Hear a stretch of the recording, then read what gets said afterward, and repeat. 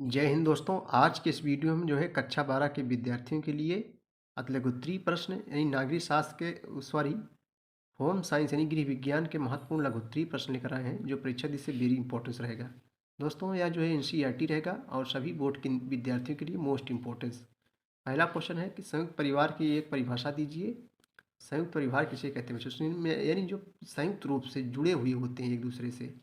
देखो उत्तर देखेंगे हम उस परिवार को संयुक्त परिवार कहते हैं जिसमें एकाकी परिवार से अधिक पीढ़ियों के सदस्य अर्थात 3 या अधिक पीढ़ियों के सदस्य सम्मिलित हों तथा उनके सदस्य एक दूसरे से संपत्ति आय तथा पारस्परिक अधिकारों एवं कर्तव्यों के द्वारा संबंधित हों, उसे हम लोग क्या कहते हैं? संयुक्त परिवार कहते हैं। संयुक्त परिवार में स्त्रियों की स्थिति का उल्लेख कीजिए अथवा कर देगा चाहे इसको। संयुक्त परिवार में स्त्रियों पुत्रवधुओं की स्थिति कैसी होती है? तो संयुक्त परिवार में स्त्रियों की दशा अत्यंत दयनीय होती है बच्चों। इन्हें जो है दासी के समान समझा जाता है और उनको जो है अपने आत्म विकास के लिए कोई भी अवसर नहीं मिल पाता है। किसी भी पारिवारिक मामले में उनकी जो है सलाह नहीं ली जाती। उनका जीवन रसोई घर में और सेवा कार्यों के साथ बच्चों को जन्म देने में ही व्यतीत हो जाता है। हालांकि अब उनकी स्थिति में काफ़ी सुधार हो गया है। संयुक्त परिवार की 4 मुख्य विशेषताओं का उल्लेख कीजिए। तो इसको तो देखिए बच्चों, देखो संयुक्त परिवार का आकार बड़ा होता है, मुखिया की प्रधानता होती है, समान संपत्ति होती है तथा एक समान निवास होता है। संयुक्त परिवार से क्या लाभ है?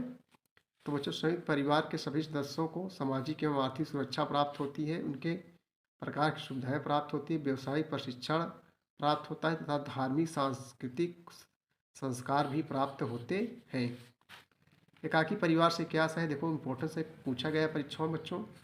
एकाकी परिवार पति पत्नी तथा उनके अविवाहित बच्चों से निर्मित परिवार को एकाकी परिवार या केंद्रक परिवार कहते हैं। एकदम सरल है।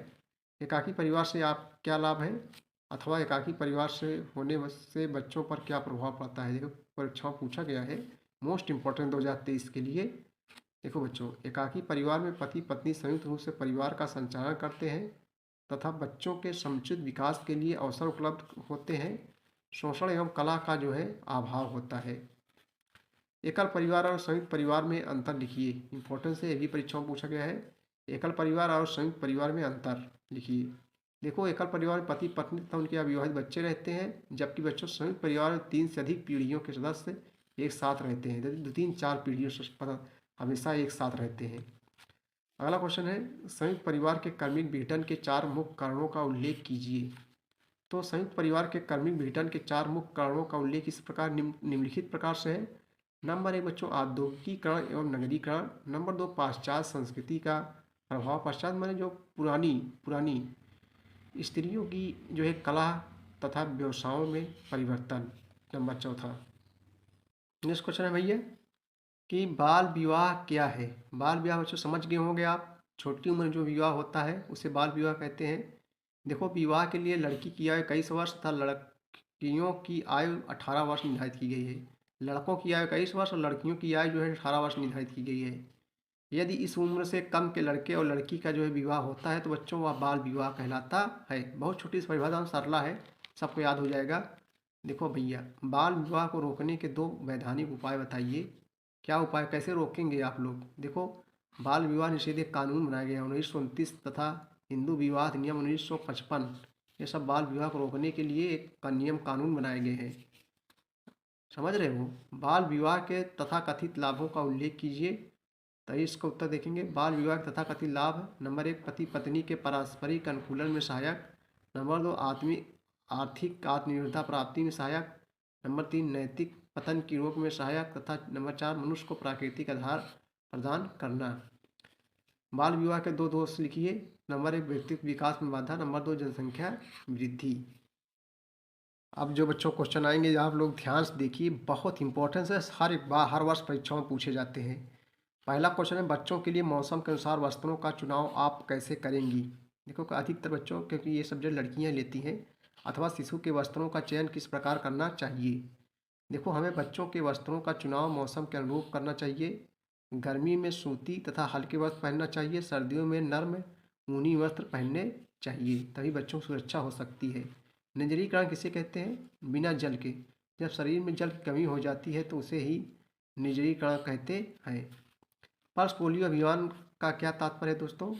आइए बच्चों देखते हैं इसका उत्तर। देखो, पल्स पोलियो अभियान का तात्पर्य है जन्म से 5 वर्ष तक के बच्चों को पोलियो ड्रॉप पिलाकर उन्हें जो है पोलियो मुक्त कराना। पोलियो किस कारण होता है दोस्तों? ये वायरस के कारण होता है, समझ, यानी विषाणुओं के कारण होता है बच्चों। अगला क्वेश्चन देखेंगे हम लोग, ये अगला क्वेश्चन देखेंगे गृह विज्ञान का हम लोग। शैशवावस्था मुख्य रूप से किस खनिज की अधिक आवश्यकता होती है? शैशवावस्था जब बच्चे छोटे होते हैं तो शैशवावस्था में कैल्शियम, फास्फोरस, आयोडीन एवं लौह तत्व की आवश्यकता होती है।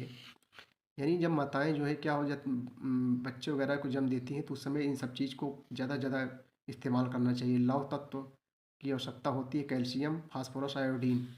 समझ रहे बच्चों? शिशु के पाचन संबंधी रोगों के नाम लिखिए।